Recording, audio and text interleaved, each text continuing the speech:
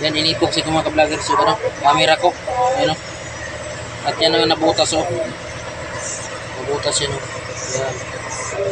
Yan. On-off. Yan.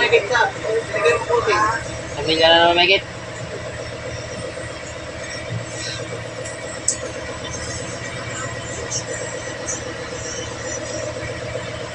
Yan, tinanggal ko ito mga ka-vloggers o.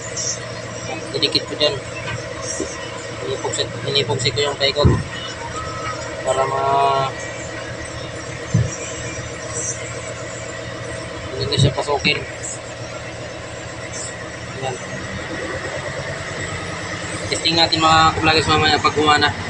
At na-OP naman siya. Kaso nga lang biglang namamatay. Binilat ko ito siya, 2 araw ko siya binilat sa taas. Nung pagkabasa talaga nito, nung pinasok, hindi na talaga siya gumana. May gumana na ngayon. Ibilan natin ito. Ginupit ko na ito siya.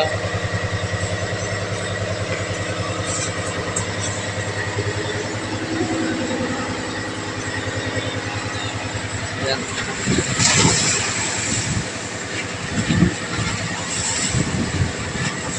Hindi na natin na video mga ka-vloggers yung ano, isda natin kahapon na pag-akyat.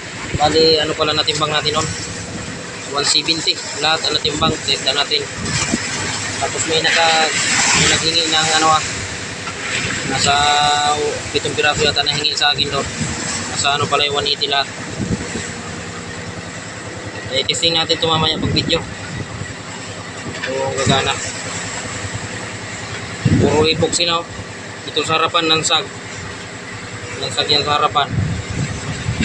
Yan ang unang pinasok.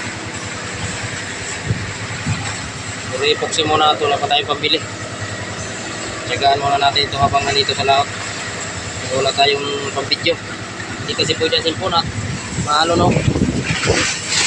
Yan. Lilipat kami doon sa kabilang payaw. At may nakataling batang doon. Nakikita kami kaninang batang na anod. Lambat. Tinali namin doon sa payaw 04. Yan ang pupunta niya yung motherboard. Malaman yun. Yung mga nahuli kami mga dorado doon kanina. Testing natin ito mamaya pagdating doon. I-video natin ito. So mag-open na siya. At kanina umaga in-open ko ito. Nag-open siya. Kaya inipoxy ko na yung on-off para magamit natin mamaya. Dito kasi nabutas oh. Sa ano, on-off. Yan na nabutas oh. Kaya tinapala natin ang guma. Inupit ko itong ano na yun oh. Itong housing niya. Guma. Tinapal ko yan kasi nipoxy ito.